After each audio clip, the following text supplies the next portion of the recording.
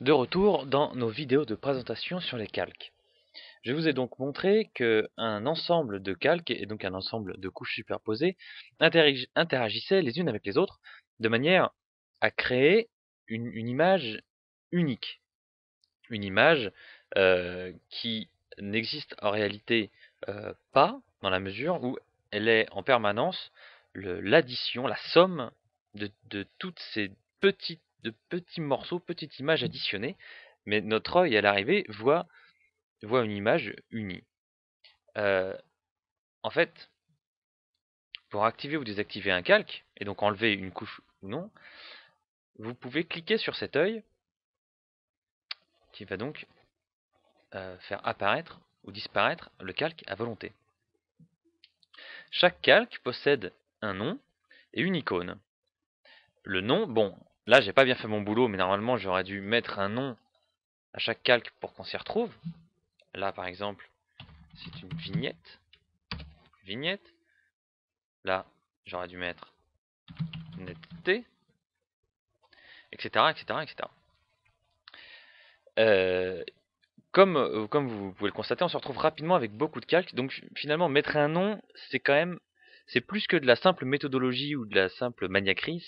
Il y a un intérêt quand même, on s'y retrouve plus rapidement. Ensuite, chaque calque possède ses propres options. Quand vous double-cliquez sur un calque, vous faites apparaître une fenêtre d'options dans laquelle vous avez différentes choses. Alors, je ne vais pas vous le montrer sur celui-là, je vais vous le montrer sur cette zone de texte que je vais déverrouiller. Voilà.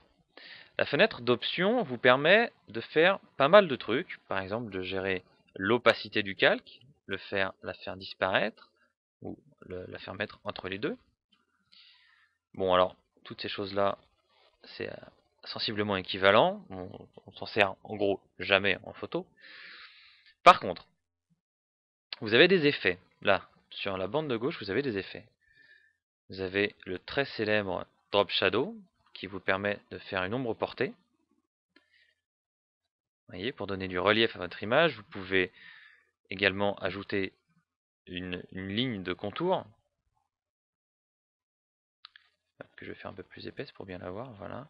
Donc vous pouvez changer la couleur, mettre en blanc, mettre en rouge. Voilà, vous pouvez faire, à l'inverse d'une ombre portée, une ombre à l'intérieur qui va creuser votre texte. Enfin, ce ne sera pas forcément un texte d'ailleurs, mais ça rend mieux sur un texte. Vous voyez, pour donner une impression de relief, mais à l'envers. Enfin voilà, vous pouvez faire toutes sortes de choses. Mais vous pouvez agir aussi directement sur le calque. Pour ça, vous prenez votre outil pinceau. Le raccourci pour l'outil pinceau, c'est la touche B. Là, on prend une jolie couleur. Alors, deux choses sur l'outil pinceau. Un petit rappel. Vous avez plusieurs manières de changer la taille de l'outil pinceau. Soit vous cliquez directement là sur le menu et vous faites varier la taille ici. Taille et dureté du pinceau. Soit vous faites un clic droit dans la zone de travail et vous pouvez faire exactement pareil.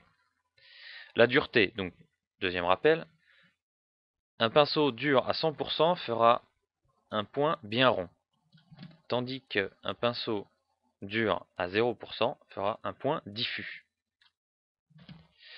Moi, je veux un peu entre les deux. Si je passe maintenant sur mon dessin, enfin sur mon texte, j'ai mis de la couleur partout. Or, je ne veux pas faire ça. Pour peindre simplement, seulement, uniquement mon texte, vous voyez là, j'ai plusieurs options de verrouillage. Je peux verrouiller totalement mon calque, l'empêcher de se déplacer, faire en sorte qu'on ne puisse pas peindre par-dessus, et enfin, désactiver la transparence. Désactiver la transparence, ça veut dire que tout ce qui n'est pas déjà du contenu dans le calque, je ne pourrai pas interagir avec.